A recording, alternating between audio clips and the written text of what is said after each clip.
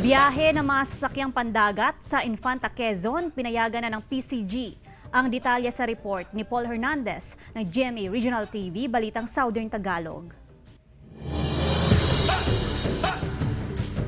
Pasado alas 5 ng hapon kahapon, inalis na ng Pag-asa ang tropical cyclone wind signal sa northern portion ng Quezon kabilang ang Infanta, General Nakar at Polillo Islands. Magkagayunman, patuloy ang paalala ng otoridad. Lagi nating ipinapaalaala pag may mga warning, sumunod tayo at laging alerto.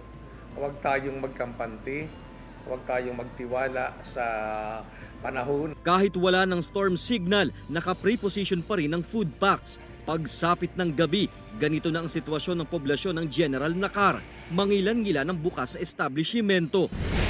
Matapos kansilahin ang biyahe ng mga sasakyang pandagat sa Infanta Quezon, balik operasyon ng mga bangka ngayong araw. Pinapayagan na ng Philippine Coast Guard ang mga bangka na pumalaot sa dagat, pampasahero man o gamit sa pangingisda. Balik na po tayo kasi nawala na po yung signal, tapos wala po tayong gale warning.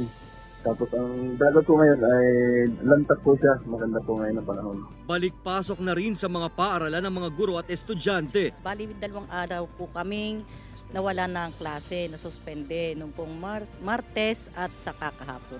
Kaya ngayon po, wala na pong anunsyo ng bagyo, balik eskwela na lang. Balik eskwela na po uli. Paalala ng mga otoridad na mag-monitor pa rin sa magiging lagay ng panahon. Ako si Paul Hernandez para sa GMA Regional TV.